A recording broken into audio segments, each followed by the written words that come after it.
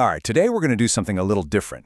We're going to figure out what an entire country thinks is most important to teach its kids, right from the very beginning. And how are we going to do that? Well, our guide is a real social studies test for a 7-year-old in Thailand. Let's dive in and see what it tells us. So, let me ask you something. Can you actually remember the very first lesson you learned about how to be a good person? Was it something like, I don't know, sharing your toys? Or maybe just saying please and thank you? It's kind of funny. But those really simple, early lessons, they're the ones that stick with us and pretty much shape who we become. So we're going to step inside a second-grade classroom in Thailand, metaphorically, of course. And by looking at the actual questions these kids have to answer, we get this, well, it's like a cultural X-ray. It shows us exactly what they prioritize, everything from manners and money, all the way to how they see their place on this planet. Okay, first up, Lesson 1 is all about faith, manners, and rules. Basically, the first section of this test is about a kid's role in society. You know, it's about understanding respect, responsibility, and all the rules that kind of hold a community together. All right, here we go, your first pop quiz. Put yourself in the shoes of a second grader in Thailand. You see a teacher, or maybe an older person on the street. What's the right thing to do? Here are your choices. A, you perform a Y. B, you give him a high five. Or C, you just run away. What do you think? And the answer is A, the why. Now, this is so much more than just a greeting. This one single gesture, it shows you a core cultural value right there. It's one of the very first things a Thai kid learns about respect and, their place in the social order. It's basically building muscle memory for politeness. All right, next question. Imagine this. An accident happens. You break a friend's toy. It's that classic playground dilemma, right? But the answer here, it tells you a ton about how they teach personal accountability. So what do you say? A, thank you, B, I am sorry, or C, goodbye? Yeah, I know. The choice seems super obvious to us as adults, but think about it. Making this lesson crystal clear for a 7-year-old, that is absolutely crucial for building character. Of course, the answer is B, I am sorry. And look, the key takeaway here isn't just about being polite. It's about owning your actions. This test literally draws a straight line between making a mistake and having the moral responsibility to say you're sorry. And what's so interesting is how all these little lessons start to build a bigger picture. You've got respect for elders with the why, honesty with saying sorry, and then there are other questions about community rules, helping your family with chores, and even the basics of Buddhism and Islam.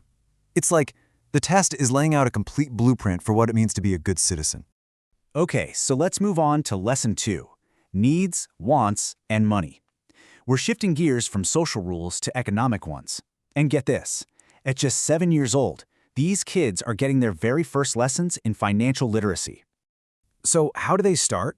Well, the test begins with the absolute basics. It defines key concepts. For example, it asks students to identify income. And it's not the money you spend, but the money you earn or receive. This simple distinction sets the whole stage for understanding personal finance. And then comes one of the most fundamental economic lessons, ever. The difference between a need and a want. The test makes this super clear. Food and water, that's a need. Air to breathe, medicine, needs. A brand new video game, a fancy watch, a giant robot toy, those are all wants. This is literally teaching them how to prioritize, right from day one.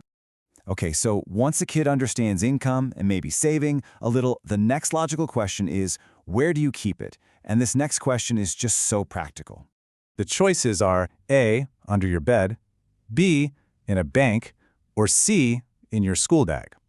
I mean, the answer here is teaching a really important lesson about security, and also about trusting institutions.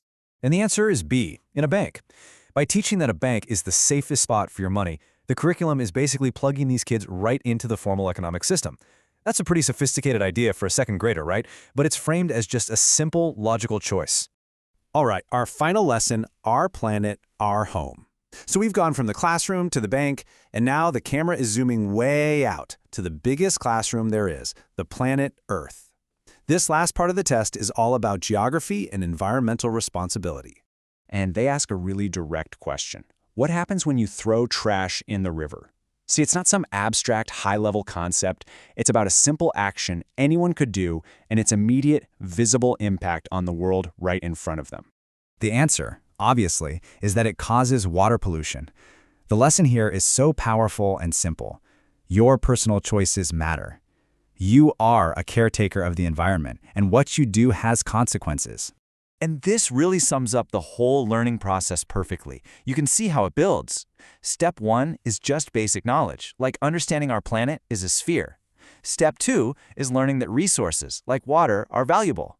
And then step 3, that's where it turns into action. Simple stuff like turning off the lights when you leave a room. It's all about connecting what you know to what you do.